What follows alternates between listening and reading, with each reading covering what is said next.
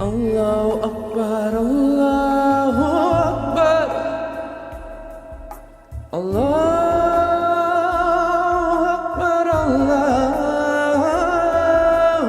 Akbar.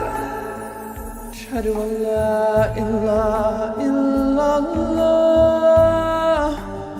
ashhadu an la ilaha illallah.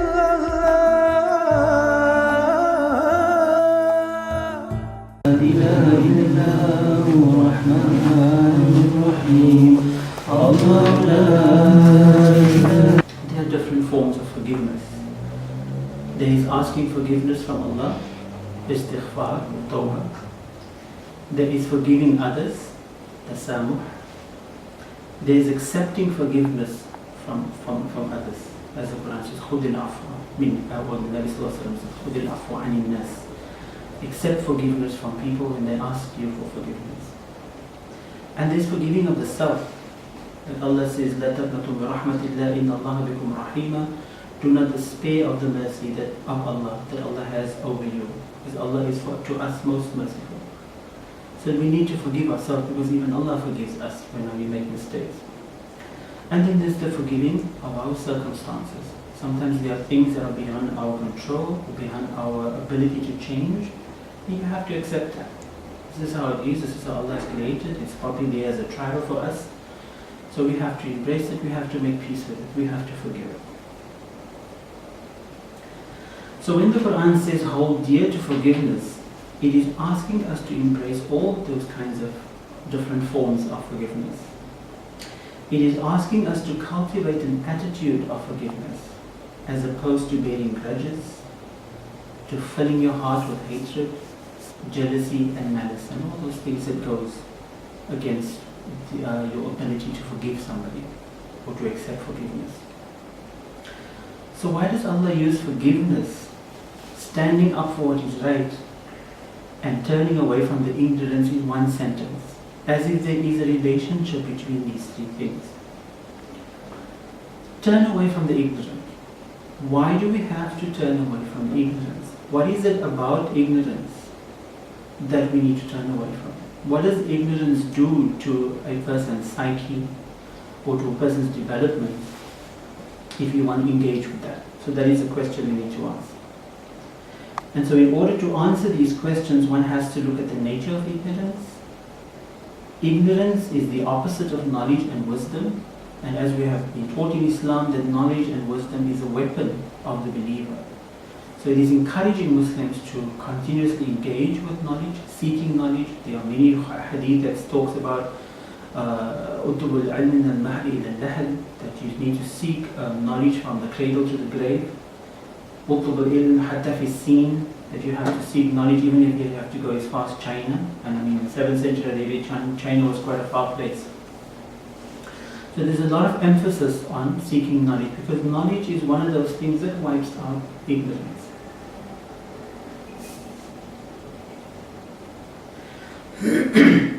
Because through knowledge and wisdom we grow from, and we help others to grow. Ignorance has no value. It keeps human beings or humankind from growing. Therefore you will notice that those who are power hungry in this world, they like to create systems that keeps people within ignorance. We in South Africa have grown out of one of those ignorant systems, which was called apartheid. But what do you do when you encounter ignorance or you encounter the ignorant? The Quran says, فَقَالُوا لَهُ سَلَامٌ. Say to them peace, and you move on. So the Quran doesn't want you to engage with ignorance, because how do you engage with ignorance? I say soon, I say jai soon, I say jai soon, I say jai soon.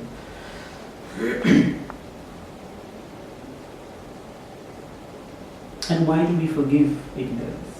Because that is another thing Allah says, that you say salam, you forgive it, bless it, move on. It is not the ignorance that benefits from being forgiven. It is not the ignorant that benefits from being forgiven, but it is you who forgive the ignorant that benefits. And how do we benefit from forgiving the ignorant? Forgiving the ignorant create in us a sense of patience, because it's something you cannot change, and acceptance of the things that you cannot change. So when we forgive the ignorant, we are acknowledging that it has a right to exist. Because Allah says that we've created light and we've created darkness. We've created knowledge, we've created ignorance. We've created night, we've created day. So those opposites does exist by divine plan. So you cannot not accept it.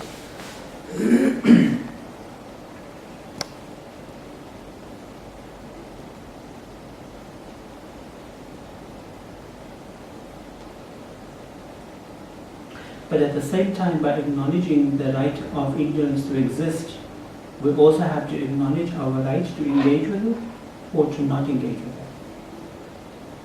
So the next thing the Quran says is stand up or stand for what is right.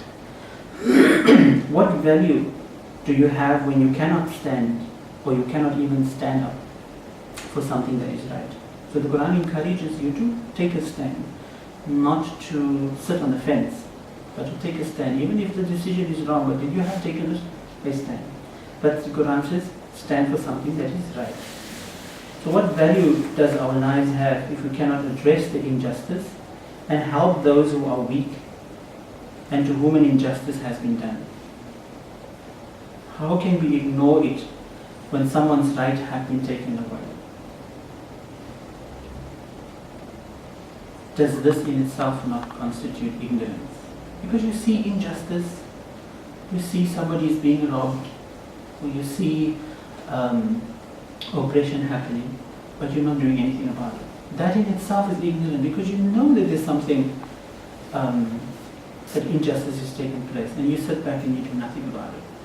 So the Nabi Sallallahu Alaihi Wasallam said that if you see an injustice, then you change it with your hands. Which means you'd have to take physical action against it.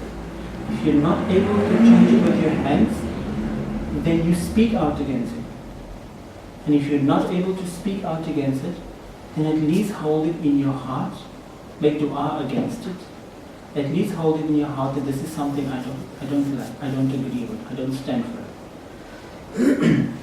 But that you do something about it is our responsibility.